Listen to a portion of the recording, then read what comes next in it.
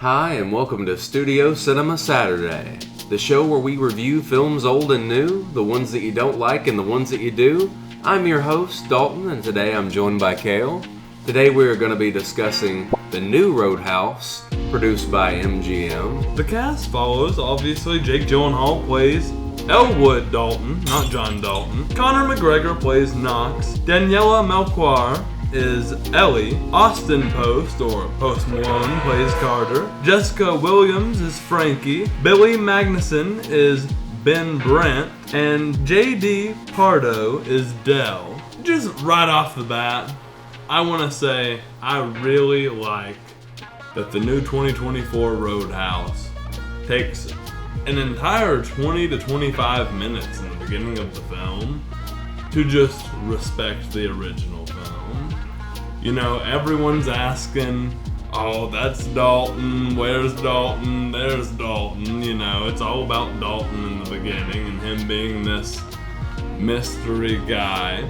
They introduce the changes they've made, which is that he's got a UFC background, and that's now how everyone knows about Dalton. That's probably my favorite change. It makes more sense. I feel like you're obviously going to be aware of a UFC fighter more than you are some professional bouncer. Like I said, I think that is the best change made in the remake. It also just attributes more skill and credibility to Dalton and his ability to fight. Because in the original Roadhouse, it's just kind of this mystery. He does this Tai Chi with his shirt off, and, you know, surprisingly, he's able to take down all these guys with ease, but we don't really know his expertise. Jake Gyllenhaal, as we see frequently because he dreams about it, is a UFC fighter. Yeah, and I like how just in this first 25 minutes, we get multiple things from the original film. There's all the talk of Dalton. There's the scene where he tricks people into going outside, which mimics the original. You get the scene where he's given a number to make a phone call to get a new job at a roadhouse, and instead of making that phone call to get the job, he just shows up just like he does in the original film. But there's a bit of a darker turn where he sits on the railroad tracks in his car. Yeah, and his car gets hit. He nearly dies in this opening scene. It's a really dark twist to the original film, and I think it's an attempt right off the bat to give us more layers to this character. I think it immediately modernizes it too, because I look back at the old film and I think that Patrick Swayze's Dalton still had the same amount of guilt towards killing the man because they still follow that narrative. However, I don't know, I think it's more common suicide. It's a more ending their own life. Yeah, it's a more modern kind of tragedy. You know, it's a more relevant topic in today's media. This is a version of the character who kind of does fit into modern times a little bit more. This is a version of this film that fits into modern times a little bit more. It's a lot more tame than the original film was, and I think I liked that and disliked it. Jake Gyllenhaal's Dalton killing the man as a UFC fighter, I can see why maybe his character would be pushed to such the brink. So many more people know about this tragedy. In the original film, it's more of this thing that only Wade Garrett knows and Dalton knows. I heard he ripped a guy's throat and it's out. all hearsay. Nobody else knows for sure, but this was a public event that was filmed. That's a great point. It's a big change in Dalton's character that everyone does know about this. And being a UFC fighter, you know, fighting for sport, you end up killing somebody. I think this is a whole lot different just because in the original film it's that he killed this guy probably out of self-defense. In this film, he kills somebody in a fighting match where they were obviously knocked out already, and he probably holds a lot more regret. And that's why you have the scene later on in the film where he just walks out of the Conor McGregor fight because he is scared to feel this again. He leans a little bit more morally gray than Patrick Swayze did. I think he kind of swings more towards the light and Jake Gyllenhaal's more towards the dark. Because you also see the scene whenever he intercepts the money that he already has killed that guy. Yeah, I think maybe the kill from the past in this version of the film impacted Dalton a lot more than it did in the original film. Absolutely. I think he's a little bit more mentally troubled in this depiction. To branch off of just talking about the differences in Dalton's character, one of the things that stay the same from the original film to this new film is that the cinematography is great. It's top notch. The original film was filled with a mix between dynamic static shots and dynamic moving shots, and this film is loaded with the same exact thing. But perhaps has even more moving shots that are just shot on these wide angle lenses, and some really great fight choreography, some lesser fight choreography. Yeah, I mean, the stuff with Jake Gyllenhaal and Conor McGregor at the end of the film is amazing.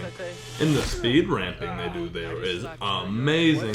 And they're able to do so much visually because the performance was so good to begin with.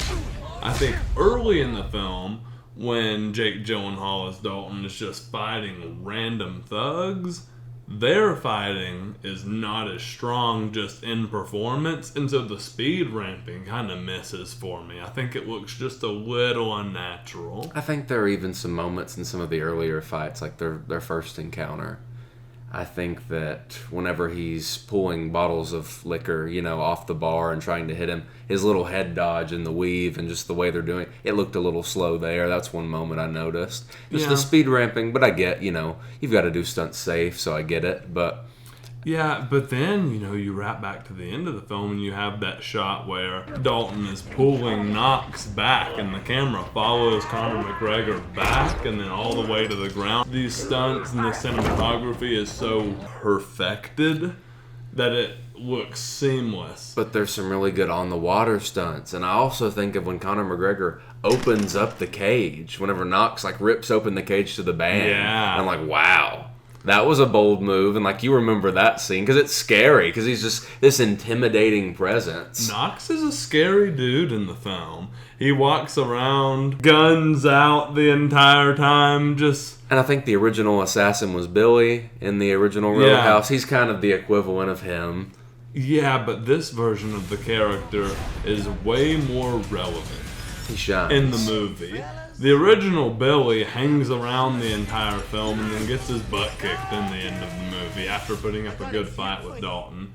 This man, Knox, taunts Dalton every chance he gets. And every time he's on screen, he is in your face, loud and proud. Some people are going to call this performance over the top, but I thought it was really fun. Honestly, it was so entertaining. I thought it felt genuine to this character that they were trying to sell. I think if his entrance is going to be naked and his exit's going to be naked, I think he has to be this bold personality that's just going to walk up into a bar and start smashing shit with a golf club. Yeah, and I would say he lends to some of the reason that I prefer this version more than the original in some aspects. When it comes to villain, Conor McGregor destroys all the villains from the original movie. He's so fun to watch on screen. I'll say this, though. Conor McGregor fits into this world, this Roadhouse that they're depicting. Yeah. And Brad Wesley and Billy fit into the 1989 Roadhouse. They both have very distinct moods. Because I'll say something that kind of combats what I just said, where I like Conor McGregor in this film maybe more than I like Billy in the last film. I like the Double Deuce from the original film, the original Roadhouse, way more than I like this Roadhouse. There's such a classic vibe to it. The name, the location. The people that are there, everything looks and fits the part. Not saying that this doesn't. It's just a smaller location. There aren't as many people there. It's not as rambunctious. They don't sell the Roadhouse as much as they do in that original version of the film. However, I will say I think some of the methods for the bouncers removing people from the bar and the way they're restraining them in this and fighting them, all of that choreography is much improved over just grabbing someone by the shoulders and moving them in the original film. And I applaud that. Oh yeah, there is a sign of the times aspects going on here where some of these aspects of the film are just better than the original version because it's been so long. think for that reason, some of these things are a little uncomparable. But when it comes to just story aspects, there's a lot to compare here, as we already have. We follow a very similar narrative to the film. Drifter Dalton comes in, everybody knows him. He cleans up the town. He falls in love with a local woman. He stirs up trouble with the local crime business. But we have it in this coastal Florida take. The setting of the location lends an entire different vibe to the film. You get this kind of nice, fun, beachy vibe. The southern aspect of the original film went to, these guys aren't messing around. These are rednecks with guns who get drunk and act crazy. This film lends to a bunch of party kids hanging in Florida who aren't nearly as scary. No. But in spite of these differences, they do make an attempt, like you said, to include references to the original. Knox's character drives all over the road crazy like Brad Wesley. Love that. Ben Brandt, who is in the boat for most of the film. His introduction is on this expensive luxury vehicle. Kind of like Brad Wesley's introduction in the helicopter in the original film and the monster truck. Like, you have so many parallels. I think this is what people should really be doing with these remakes that come out 30, 40 years later. I think they do enough to shake it up, so to speak. I agree. And to keep it interesting, because we have the combination of characters like Emmett and I can't remember the original Double Deuce owner's name from the 89 film, but those characters have been combined now into Frankie, who Jessica Williams plays, and I loved her character. Yeah. Potentially more than I liked. I mean, I liked Emmett in the original film, and I liked the original owner too. I did too. I liked his charisma because he gets so excited about seeing Dalton, and he's like, "Oh, you're Dalton." You know, he's got that grin and that demeanor. Right, but maybe I would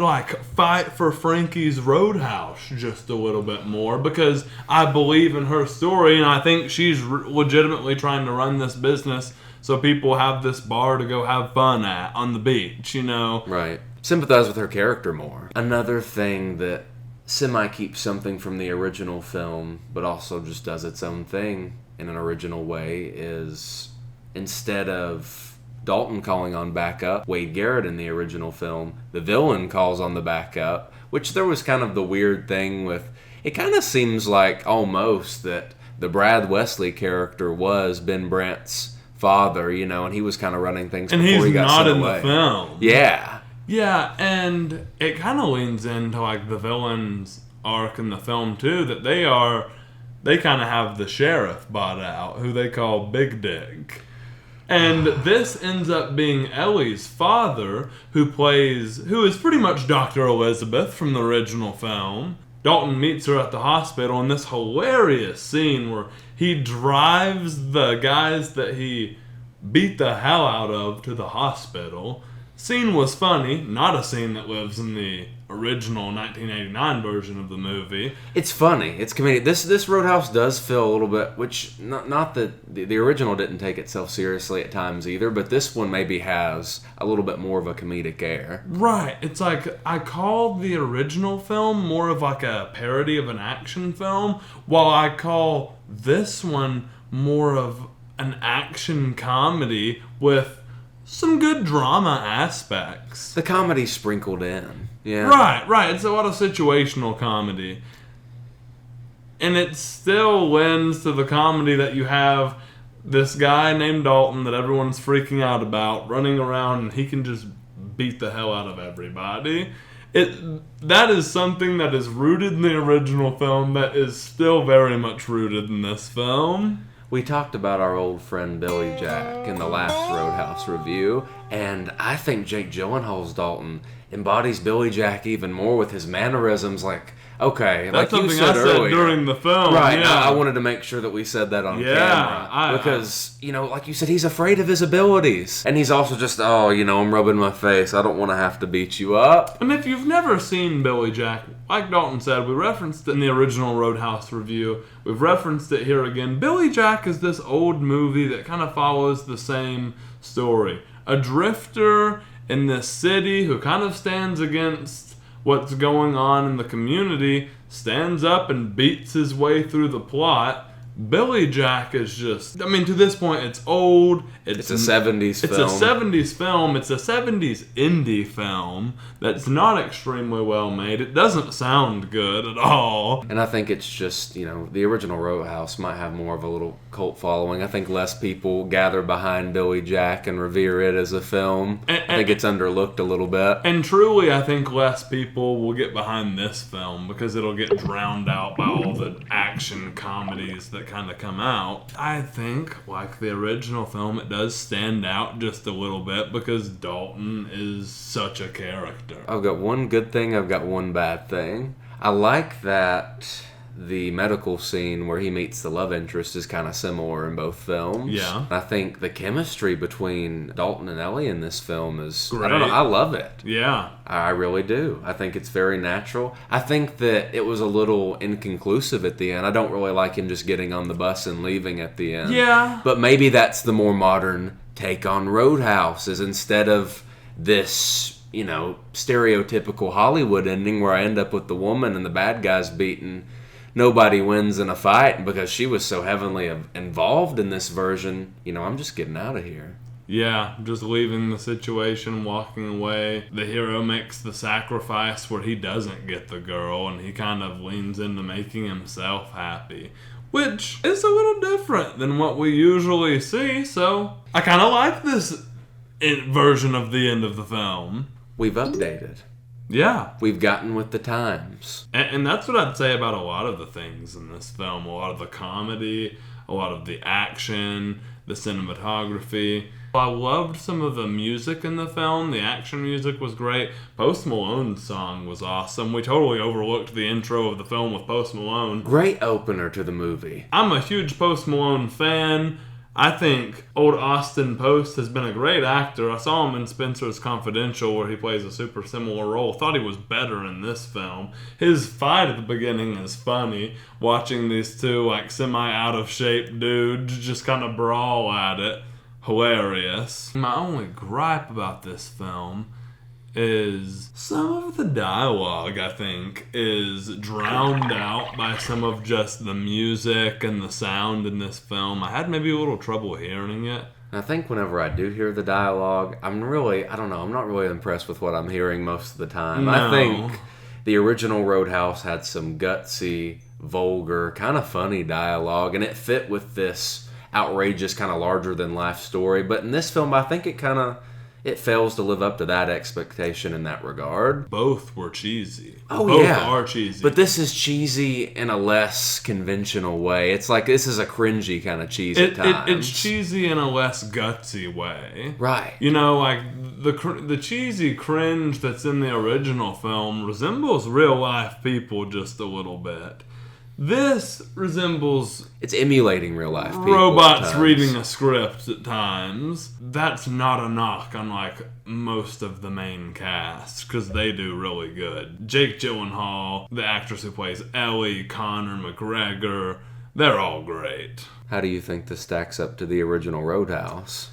Yeah, I was going to ask you, is 2024 Roadhouse better than the original? I will say this about both films. I was kind of bored throughout the middle of both. Kind of lost me just a little bit. I agree. Once you meet Conor McGregor, almost every scene, besides Dalton and Ellie's love interest plot, which was good, almost every scene he's not in after you meet him is boring. Because you're like, when is that dude going to come back on screen?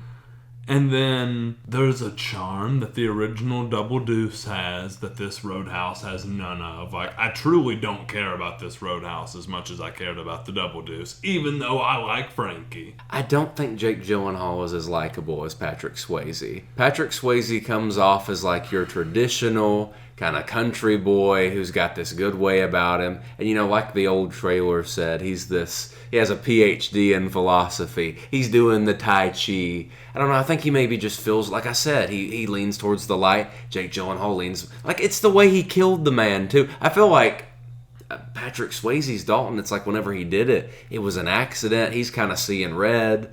Jake Gyllenhaal, like you said, he was wailing on the guy. And And I feel like Patrick Swayze's Dalton regretted it more and like leaned away from that lifestyle. There are moments where Jake Gyllenhaal's Dalton is like, if I don't walk away from this, I'm going to do it again, and I really, really want to, the explosives on the ship. He endangered the woman that he was saving. I mean, he was reckless. That's what I think says it all. It's, Patrick Swayze's Dalton would have never put Dr. Elizabeth in a situation where he sets off explosives on the boat that they're on. And, this is another noticeable thing. A notable scene from the original film is be nice. This Dalton does not have that philosophy. There's no lecture to the members of the roadhouse about, violence is the absolute last option, and that we shouldn't just be, going around beating people up for calling us names. The only thing that we get that's kind of similar to that is that we get the line, nobody wins a fight, from both Daltons. I really like that. And I'm not going to say that this Dalton doesn't resemble the old one.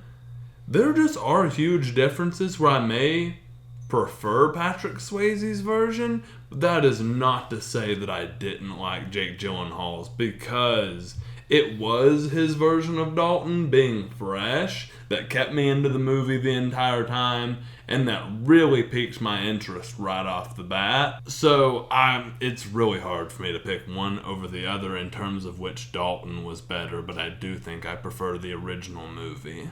Right. It's like I like aspects of both more, if you get what I'm saying. Yeah. It's like I wish I could just pick what I like from the original Roadhouse and the new Roadhouse. And then make the Roadhouse. Right. I'm going to make it again, and I'll star as Dalton. Because he's named after the film. That'll be my legacy as a filmmaker. It'll be written, acted, and directed by Dalton. But I guess this is how I feel. I don't think I like it more than the original. The original does have this period piece, just kind of gem, cult classic-y feel. A moment in time captured, and like a stoicism about it. And, it's traditional and kind of Hollywood. Yeah, it's like we watched Roadhouse and we were like, oh my gosh, this screams peak 80s cinema that we loved. It has a vibe to it. I love studying 70s and 80s cinema specifically. I've had the most fun studying. When people go back in 20 to 30 years and they watch 2024 Roadhouse, will they say, oh my god, this screams 2020 cinema? No. I don't think movies are made with as much capture of the atmosphere anymore, because it's a lot harder, I think. I think somewhere in the 2010s up until now, movies just kind of all fit into this, I guess contemporary environment. And there's not unless the film focuses on the technology or the new, ways of culture that we've adopted, pop culture, I don't think you really see that as much. We're just kind of all in this 2000s blur in cinema. But the 80s, that is a period piece. It stands out. Yeah. But is that something that dates the film? And it's like, this kind of just seems far off.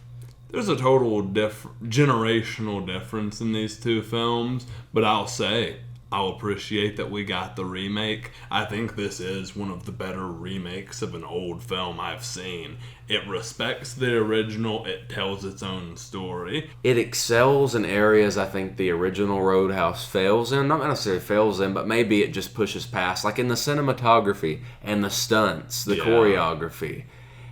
Just the conventions of modern filmmaking. But I think maybe some of the acting and the writing and, I don't know, just the tone, the mood of the film. There's just a little bit more of that in the old film. But there's more practicality in the new one. The UFC fighters fighting with these advanced techniques. Patrick Swayze was doing this fake Tai Chi without his shirt. The UFC fight that Connor and Jake Gyllenhaal have legit. when they get to the roadhouse is legit. That shit's awesome. It looks like two UFC fighters going at it like they're in the octagon. It does. I think we just have nothing left but to score the film. I gave the original a Film 7. I was a 6.5. You were a wasn't I? 6.8. It lives somewhere in on the between. original. Funny enough, I'm gonna give this film a 6.8. Okay. Interesting. I've been thinking about it.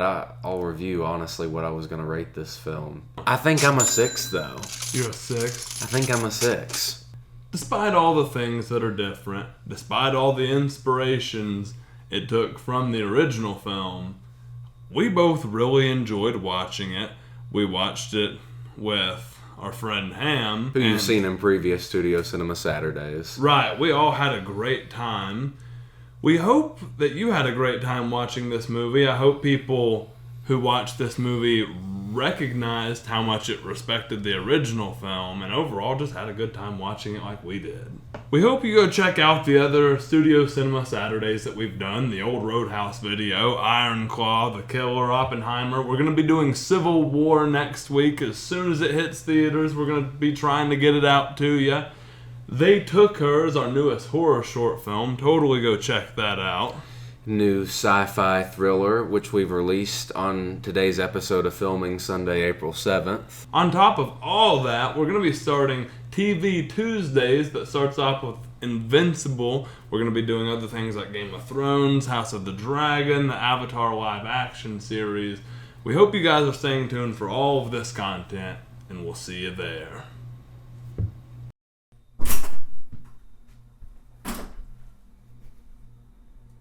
Where is everybody?